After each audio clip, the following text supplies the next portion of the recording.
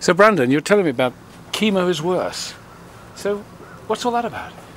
Yeah, chemo's harder is it was an idea. Chemo's harder. I'm sorry. Chemo is harder. Let me get it right. Yeah, that's quite all right.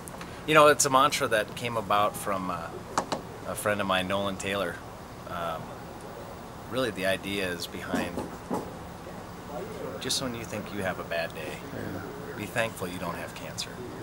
You know, there's a lot of people out there that battle cancer, know people that have cancer. I don't know really of anyone that even is at this gathering that if you ask them if they're touched by cancer in some way, I bet every one of them says personally they know someone or they've heard of somebody. And it was my way, Nolan's way, to give back to cancer. And how it started was back in 2007 when we met by fluke. It was a fluke chance, and I wanted to run an ultra marathon, and he happened to say, hey, I've done that. Well, through that meeting at this runner shop, we started running, finding out we had something in common, and that was our fathers who had gone through cancer and treatment. We wanted to make a difference, so we came up with chemo is harder as a way to give back. And what we did is initially I actually kind of started thinking, yeah, well, let's do a 5K, maybe a 10K as a annual remembrance. But then we got thinking, boy, there's a lot of those out there. A lot of people do 5 and 10Ks, and they kind of gets drowned out. Nolan comes back the next. He's like, let me think about it over the weekend. He went for a long run, in fact, and came back and said, hey, I got an idea. Let's do something extraordinary. Okay, what do you got? Well, let's run across South Dakota. Kind of took me back, to be honest, at first. So I thought about it, and we said, well, how are we going to do this? Well, we met one afternoon at a coffee shop, and 3 hours later we had the idea, our mission, our vision, our values, everything about what we were all about. On paper, on napkins actually. And thus was born this idea of chemo's harder.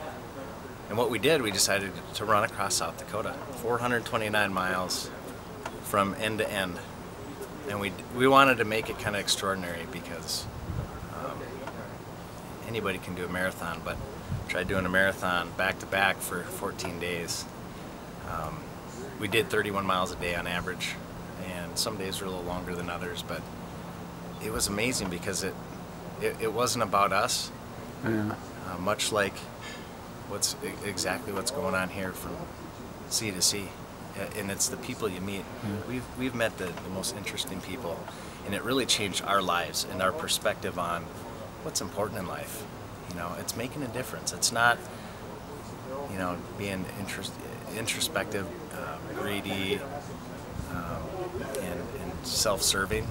It's more, hey, what can I do to give back to make a difference? In fact, something my dad said to me as he was dying in his last 2 weeks that really has stuck with me and has kind of been my rock, my kind of mantra is, he says, look around you.